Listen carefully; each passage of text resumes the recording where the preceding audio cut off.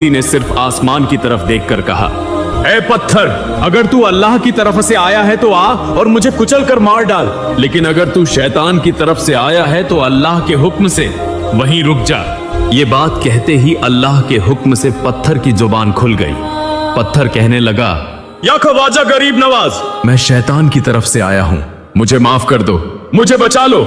तब ख्वाजा मुइनुद्दीन चिश्ती ने उस पत्थर की तरफ 2 उंगलियों से इशारा किया और फौरन ही पत्थर वहीं रुक गया।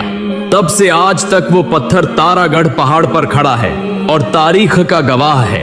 ये अल्लाह की कुदरत और ख्वाजा मुइनुद्दीन चिश्ती का मौजिजा था। जयपाल जादूगर ने जब अपनी आंखों से ये मंजर देखा तो हैरान व शशदर रह गया। उसे यकीन हो गया कि उसका मुकाबला करने की ताकत किसी में नहीं। अब वो खौफ के मारे भागने लगा। तब ख्वाजा मुइनुद्दीन चिश्ती ने अपनी जूतियों से कहा, जाओ उसे यहां ले आओ। फिर वो जूतियां हवा में उड़ती हुई गईं और जयपाल जादूगर को घेर लिया।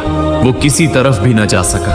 आखिरकार जयपाल जादूगर ख्वाजा मुइनुद्दीन चिश्ती के पास आकर कहने लगा, मुझे माफ कर दो, मैं नहीं जानता था आप कौन हैं। आज तक मुझे कोई नहीं हरा सका, मगर आज मैं आपके सामने शिकस्त तस्लीम करता हूँ। जयपाल जादूगर ने इतनी आजिजी और मिन्नत समाजत से माफी मांगी कि ख्वाजा मुइनुद्दीन चिश्ती ने उसे माफ कर दिया।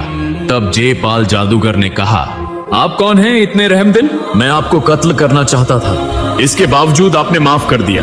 ख्वाजा मुइनुद्दीन चिश्ती ने फरमाया, खुद अल्लाह रब्बुल आलमीन बेहद रहम फरमाने वाला है और हमारे प्यारे रसूल मोहम्मद भी रहीम हैं। मैं तो अल्लाह का बंदा और रसूल का पैरोकार हूँ, तो फिर मैं क्यों माफ न करूँ? जयपाल, अल्लाह के रास्ते पर आ जाओ। अल्लाह के सिवा कोई माबूद नहीं, वो यकता और बेशरीक है। तब जयपाल जादूगर ने कहा, हजूर, आज से मैं आपका मुरीद हूँ, मुझे कलिमा पढ़ाकर मुसलमान कर दे। जब तक मैं जिंदा रहूंगा एक अल्लाह की इबादत करूंगा, जादू टोना और तंत्र मंत्र सब छोड़ दूंगा और अल्लाह और आपके बताए हुए रास्ते पर चलूंगा। फिर जादूगर ने इस्लाम कबूल कर लिया। तारीख के सफहात में लिखा है कि बाद में जयपाल जादूगर ने अपना नाम बदलकर अब्दुल्लाह रिया बानी रख लिया।